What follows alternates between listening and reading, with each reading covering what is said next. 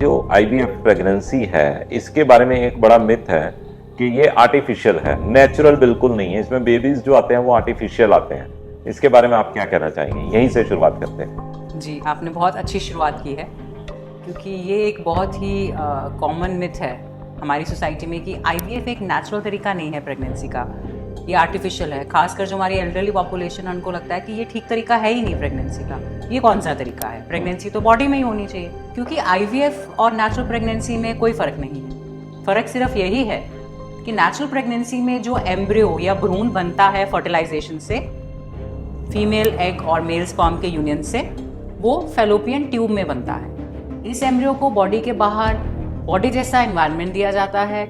जो भी उसको न्यूट्रिशन रिक्वायर्ड है, वो टेम्परेचर, कार्बन डाइऑक्साइड, पीएच, सब कुछ मेंटेन किया जाता है जैसा कि बॉडी में होता है। तो इसको कितने दिन तक लैब में हम रखते हैं? देखिए, जो बॉडी में जो एम्ब्रियो बनता है, जैसा कि मैंने बताया, वो फीमेल की फैलोपियन ट्यूब में बनता है। उसके बाद वो 4-5 दिन तक फैलोपियन ट्यूब में ही ग्रो करता है।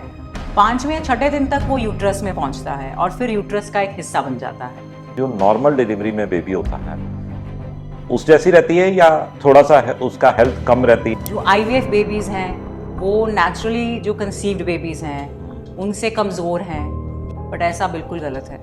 जितनी भी वर्ल्ड वाइड रिसर्च हुई है अब तक, उसमें यही देखा गया है कि आईवीएफ बेबीज़ और नेचुरली कंसीव्ड बेबीज़ में कोई ऐसा बहुत सिग्निफिकेंट फ़र्क नहीं है। कभी कभी ना बच्चा ऑटिस्टिक पैदा होता है। देखिए, अगर हम कोई भी अनोमली, बच्चे में कोई भी प्रॉब्लम की बात करें, तो नेचुरल प्रेगनेंसी में ओवरऑल एक रिस्क रहता है 3% का, कि 100 में से 3 बच्चों को कुछ ना कुछ दिक्कत हो सकती है। कोई जेनेटिक या कोई अंग में कोई डिफॉर्मिटी हो या ऐसी चीज़ें हों जैसे ऑटिज्म। और आईवीएफ प्रेगनेंसी में भी ये रिस्क सेम है।